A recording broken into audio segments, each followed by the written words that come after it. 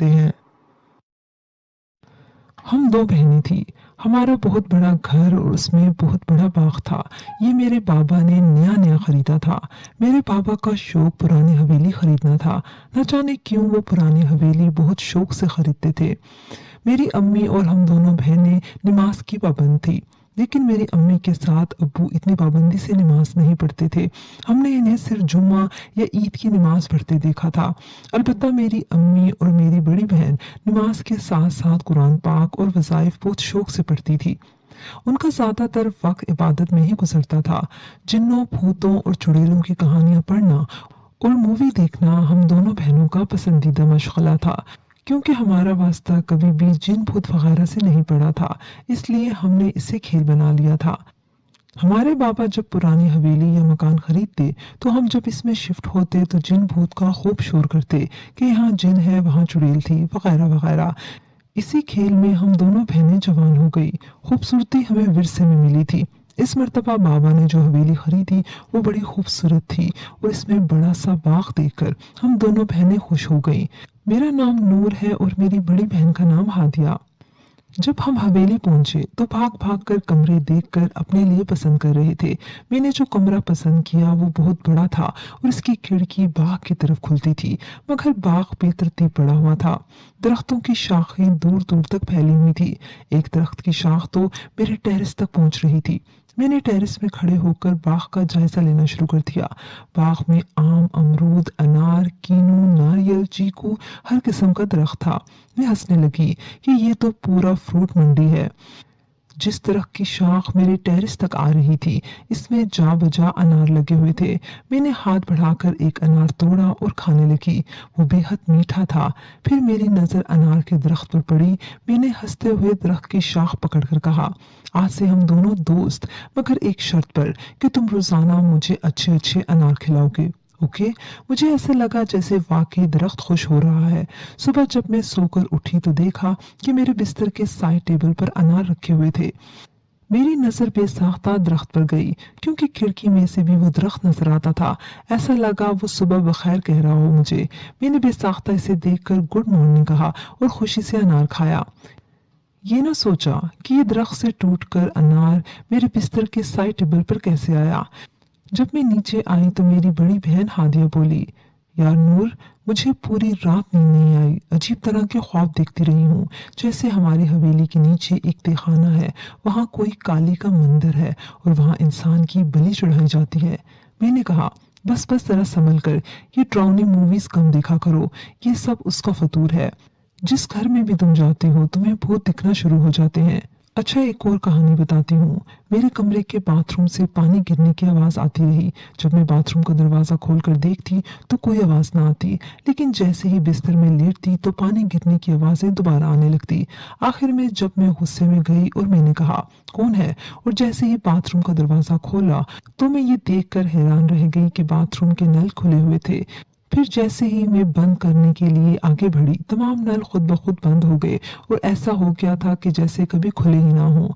Wow, बड़ी खूबसूरत कहानी है। बंद करो अपनी कहानियां यार। नल बंद थे, खुले थे।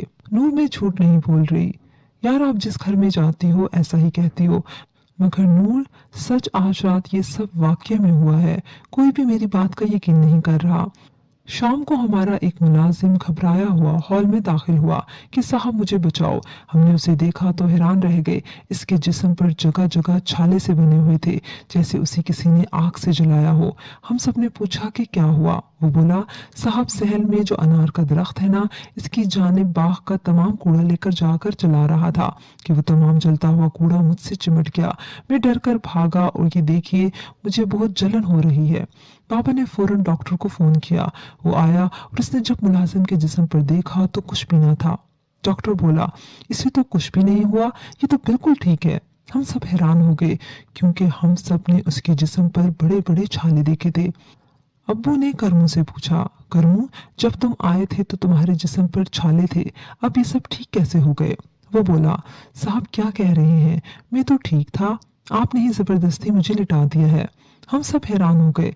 अब्बू ने सबको आंखों ही आंखों में मना किया कि कोई ऐसी बात ना करो। हम सब घबराए हुए थे कि अब्बू ने खाना लगाने का हुक्म दिया और मेज की जानिब चलने को कहा। इतने में हमारी मुलाजमा रजिया भागी भागी आई। साहब किचन में पता नहीं कहाँ से इतना कूड़ा आ गया है, समझ नहीं आ रहा।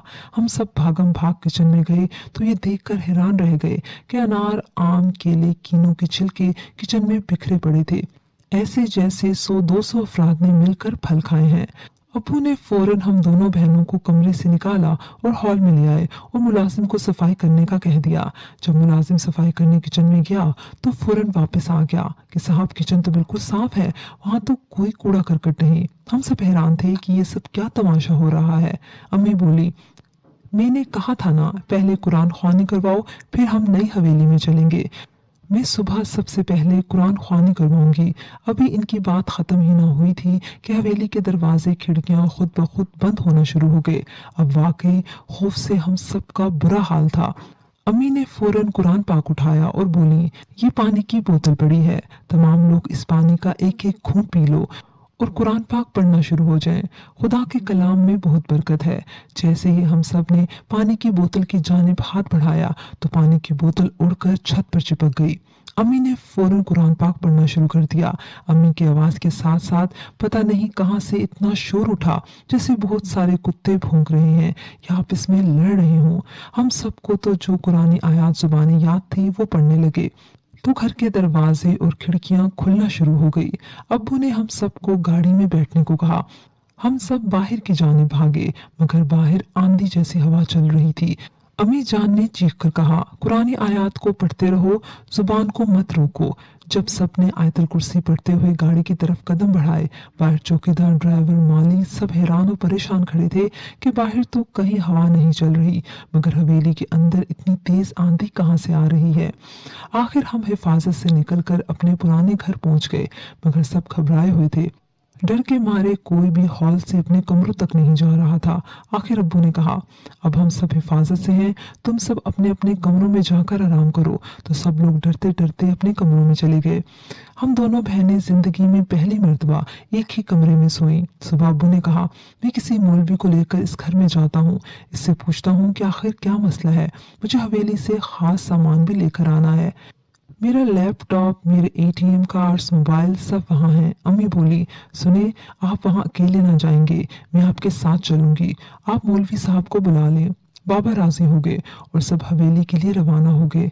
हवेली में जब दाखिल हुए, अम्मी और मौलवी साहब कुरान की आयात जोर जोर से पढ़ रहे थे। अब्बू अपने नौकर, ड्राइवर सबको लेकर कमरे में दाखिल हुए। जैसे ही वो अंदर दाखिल हुए, कमरे का दरवाजा खुद ब खुद बंद हो गया। वो अंदर से चीख रहे थे, दरवाजा खोलो। अम्मी ने बाहर से हर तरह की कोशिश कर ली, मगर दरवाजा न खुला।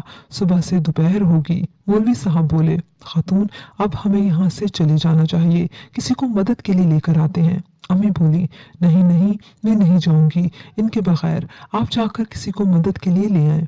मौलवी साहब बोले, मगर मुझे गाड़ी चलाना नहीं आती और ये हवेली भी आबादी से बहुत दूर है। अगर आपको गाड़ी चलाना आती है तो चलें और गाड़ी चलाएं, किसी को मदद के लिए लेकर आते हैं। अम्मी बोली, मुझे गाड़ी चलाना नहीं आती, ड्राइवर और दूसरे नौकर सब मेरे शोहर के साथ कमरे में बंद हैं।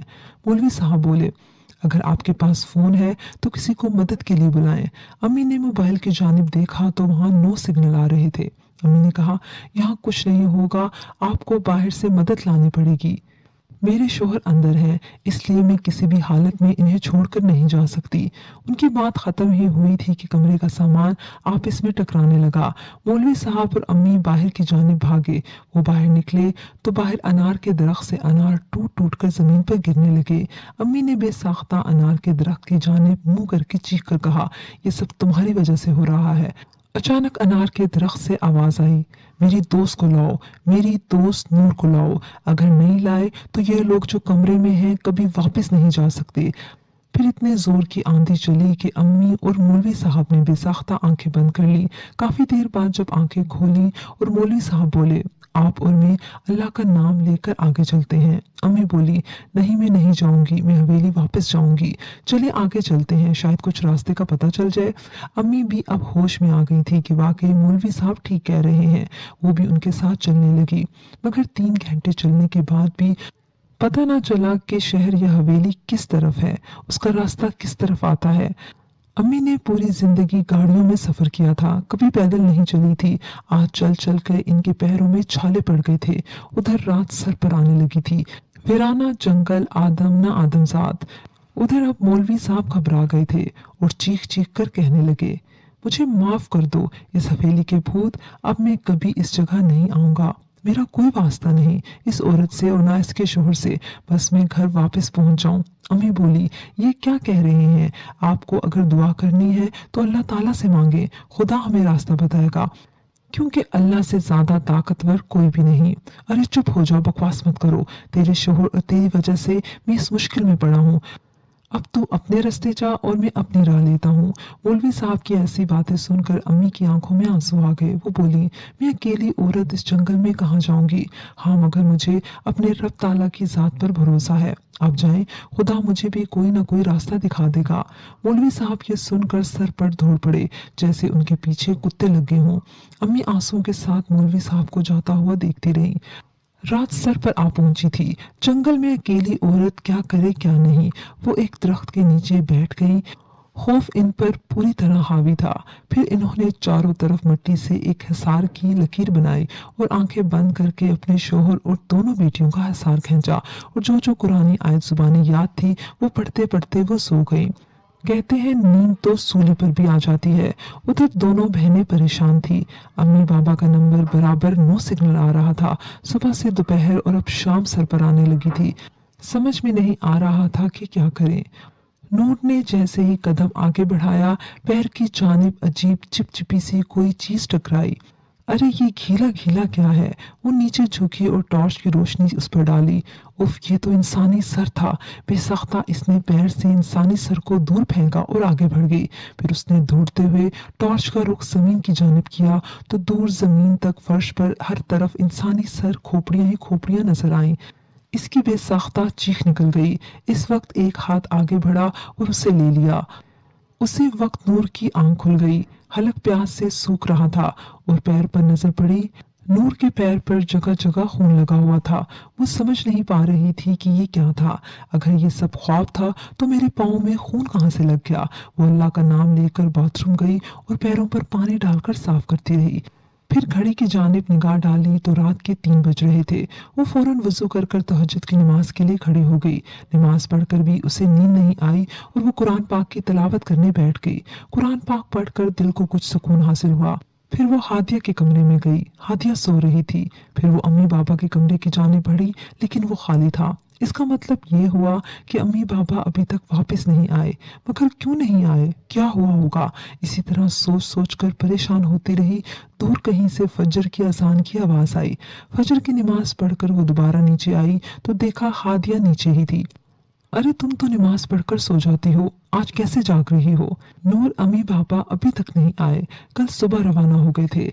रात तक तो इन्हें आ जाना चाहिए था, मगर पता नहीं वहां क्या हुआ। वाकई तुम सच कह रही हो, परेशान तो मैं भी हूँ। अब अंकल रेहान को फोन करना पड़ेगा। पागल, अभी सिर्फ सुबह के 5 बज रहे हैं। अक्सर लोग नमाज पढ़कर सो जाते हैं। अच्छा लगेगा हम किसी को परेशान करें? नूर, मुझसे सब्र नहीं हो रहा। प्लीज आप अंकल रेहान को फोन करें। आधे घंटे में अंकल रेहान हाजिर थे। बेटा, आप लोग कल पूरा दिन परेशान रहे, मुझे नहीं बताया। आखिर बताना तो चाहिए था ना। अंकल, हमने सोचा मामा बाबा अब आ जाएंगे, तब आ जाएंगे, मगर वो रात तक नहीं आए। अंकल बोले, तुम लोग परेशान मत हो, मैं अभी जा रहा हूँ और दोपहर तक आता हूँ। उनके जाने के बाद दोनों बहनें बातें करती रही। 11 बजे नूर का नींद के मारे बुरा हाल था। वो रात 3 बजे से जाग रही थी। वो हादिया से बोली, मैं सोने जा रही हूँ। हादिया इसकी शक्ल देखने लगी कि ये वक्त सोने का नहीं था, मगर कुछ बोली नहीं। ख्वाब में फिर वही जगह थी जहाँ जगह जगह इंसानी सर थे, उनके बीच पड़ी थी। अचानक एक इंसानी सर उछलकर नूर के हाथ पर आकर बैठता है और बोलता है, हमें बचा लो, प्लीज हमें बचा लो। जाने हम कब से तुम्हारी राह देख रहे थे। एक सर जिसका धड़ गायब था, वो उसके हाथ पर आकर ऐसे बोल रहा था जैसे वो कोई एक जिंदा इंसान हो। वो खौफ से हाथ झटक कर सर को अपने से दूर हटाती और उससे दूर से भजन गाने की आवाजें आती। वो घबरा कर सामने देखती है तो सामने एक बड़ी सी काली मूर्ति होती है जो जमीन से छत तक बड़ी होती है। चारों जानिब इंसानी सर और एक खून की नागवार बू फैली है। अचानक भजन गाने की आवाज तेज हो जाती है। एकदम एक लंबा सा काला खौफनाक सा आदमी नूर की जानिब बढ़ता है और कहता है, जिसका इंतजार था वो शिकार आ गया, और नूर को बालों से पकड़कर काली देवी की जानिब लेकर जाता है। एकदम इसके हाथ में करंट लगता है। वो नूर को छोड़ देता है, फिर अपने हाथ को देखता है जो बुरी तरह जला होता है। वो कहता है, ये कैसे जल गया मेरा हाथ। दूर कहीं से आवाज आती है, इस लड़की ने वुजू किया हुआ है, ये पाक है। वो गुस्से में खून से भरी बाल्टी नूर पर उछाल देता है और कहता है, मैं करता हूँ तुझे नापाक। नूर की आंख खुल गई थी, मगर पूरे बिस्तर पर खून मौजूद था और खुद वो खून में नहाई हुई थी। ये देखकर वो खौफ से चीखने लगी। उसकी चीख सुनकर हादिया और नौकर इसके कमरे में दाखिल हुए। नूर को बुरी तरह खून में नहाई देखकर और बिस्तर को खून से भरा देखकर वो लोग खौफजदा हो गए और नूर को उठाकर कमरे से बाहर लाए। तो सामने से रेहान अंकल घर में दाखिल हुए और सबको घबराया हुआ देखकर पूछने लगे, क्या हुआ। तब मुलाजिम ने रेहान साहब को नूर के साथ हुए हादसे के बारे में तफसील बताई। रेहान अंकल कहने लगे, मगर तुम तो कह रहे थे कि नूर खून में नहाई हुई थी, लेकिन इसके बाल, कपड़े, चेहरा, कहीं भी खून का नामो निशान नहीं। रेहान अंकल की बात सुनकर सब ने नूर की तरफ देखा तो वाकई वहां किसी भी किस्म का खून का कोई नामो निशान नहीं था।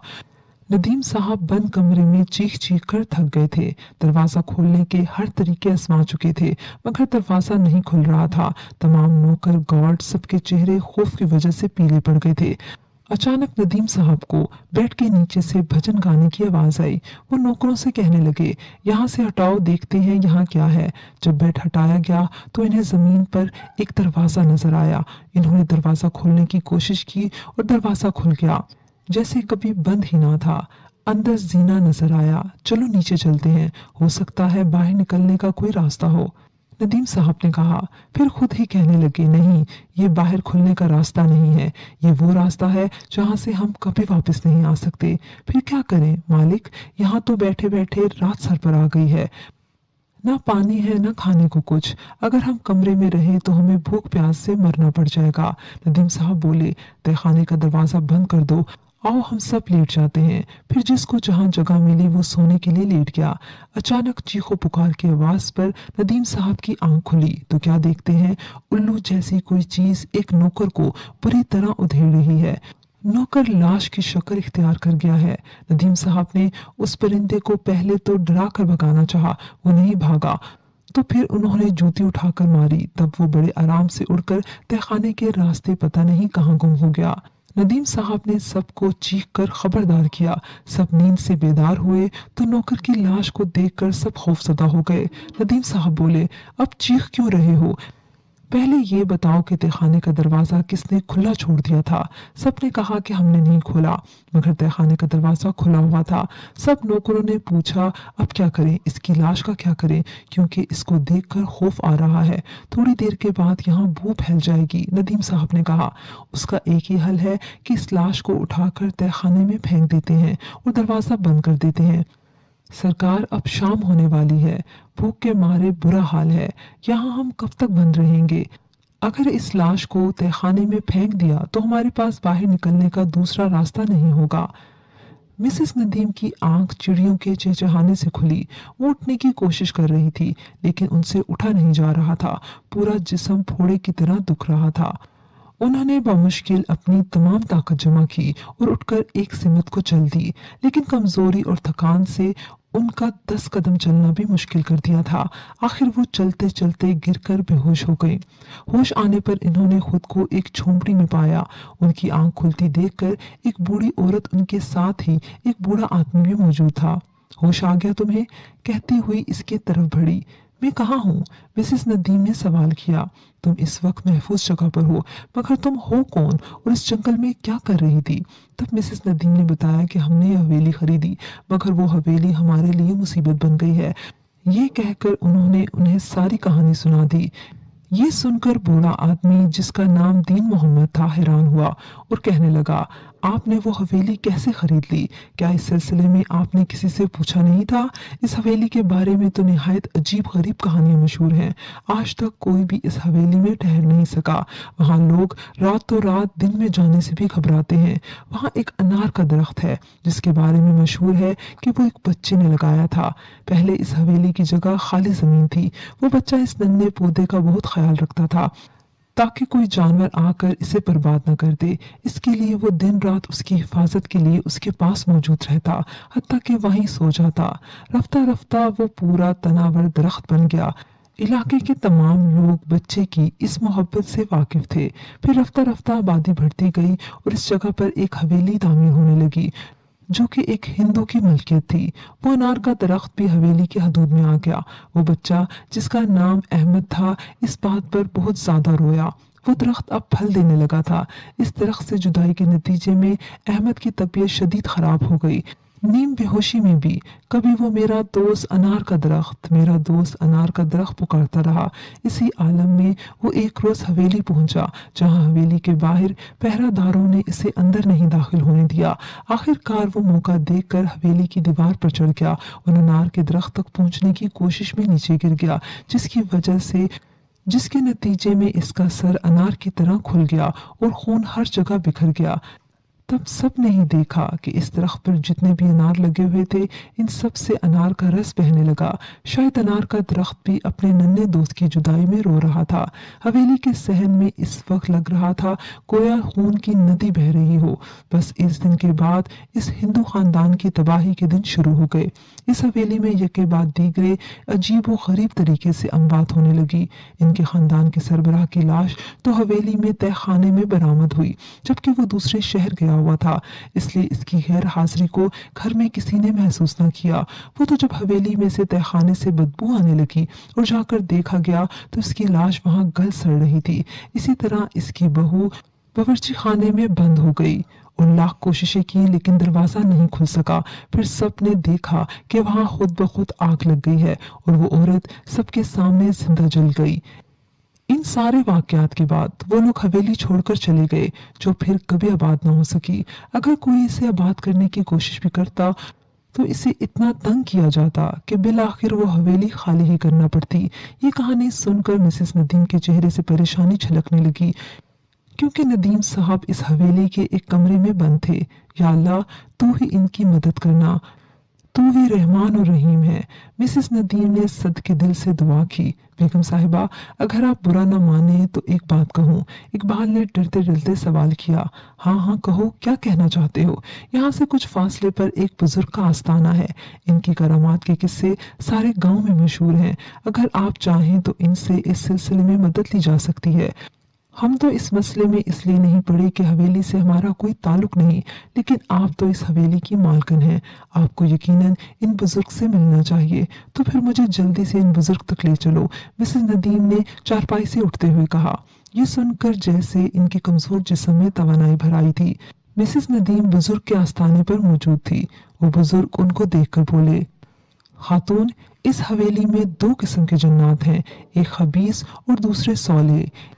یہ سب کچھ ان کے درمیان لڑائی کا نتیجہ ہے اور اسی مسئلے کے حل کے لیے مجھے خود وہاں جانا پڑے گا۔ بیگم ندیم جب ان بزرگ کو لے کر حویلی پہنچی تو نور اور ہادیہ انکل ریحان کے ساتھ وہاں پہلے ہی موجود تھی، جنہیں دیکھ کر مسز ندیم کا دل مزید مضبوط ہو گیا۔ امی، آپ کو تو حویلی میں ہونا چاہیے تھا۔ بیٹی، یہ سب بات کی باتیں ہیں۔ یہ بزرگ اس مشکل کو حل کرنے کے لیے ہماری مدد کریں گے۔ آپ سب کو آیت الکرسی آتی ہے تو اسے پڑھ کر اپنے گرد حصار باندھ لیجئے۔ آیت الکرسی میں بڑی طاقت ہے، یہ آپ کو ہر بلا اور مصیبت سے محفوظ رکھتی ہے۔ شرط یہ ہے کہ ہمارا ایمان اور عقیدہ مضبوط ہو۔ یہ کہہ کر بزرگ نے کچھ پڑھنا شروع کر دیا اور سب ان کے پیچھے حویلی میں داخل ہو گئے۔ اندر داخل ہوتے ہی سامنے کھڑا انار کا درخت یوں لگا جیسے انہیں دیکھ کر مسکرا رہا ہو۔ السلام علیکم۔ بزرگ نے اس انار کے درخت کو دیکھ کر سلام کیا اور پھر سب نے اپنے کانوں سے وعلیکم السلام کی آواز سنی۔ کیسے ہیں حضرت؟ کیوں زحمت کی آپ نے آنے کی؟ انار کے درخت سے سوال آیا और वो सब के सब हैरानगी से ये गुफ्तगू सुन रहे थे। ये इस हवेली के जायज़ मालिक हैं और आप लोगों की वजह से बहुत ज़्यादा परेशान हैं। ये रहमान के बंदे नमाजी परहेजगार लोग हैं, लिहाजा मैं चाहता हूँ कि आप लोगों के झगड़े में ये परेशान ना हो, इसलिए आप सबको यहाँ से जाना होगा। या हजरत, इस अनार के दरख्त पर हम जिन्नों का कबीला बरसों से महफूज है। इस हवेली के मालिक की वजह से वो मासूम बच्चा अपनी जान से हाथ धो बैठा, और दूसरा वो हिंदू काली का सेवक था जो अपने गंदे आमिल के जरिए यहाँ रूहों को कैद करना चाहता था। ये सब हमसे बर्दाश्त नहीं हुआ। ये लोग जो आपके साथ मौजूद हैं महज इसी वजह से महफूज रहे कि इस बच्ची ने हमारी तरफ दोस्ती का हाथ बढ़ाया था, इसलिए हम इनकी हिफाजत करते रहे, वरना ये भी उन खबीस जिन्नात की नजर हो जाते। अब हम और आप अपनी रूहानी ताकत से इन खबीस जिन्नात से इस हवेली को पाक करने की कोशिश करते हैं। मुझे यहीं बैठकर पढ़ाई करनी होगी। बराए करम आप सब लोग मुझसे दूर हटकर खड़े हो जाएं। इन बुजुर्ग ने पीछे मुड़कर इन लोगों से मुखातिब होकर कहा और खुद वहीं दरख्त के नीचे बैठकर पढ़ना शुरू हो गए। कुछ ही देर में लगा जैसे हवेली में जलजला आ गया हो। अचानक ही काली देवी का बुत उड़ता हुआ आया और जमीन पर खौफनाक आवाज के साथ गिरकर टूट गया। हवेली की दरो दीवार बुरी तरह लरस रहे थे।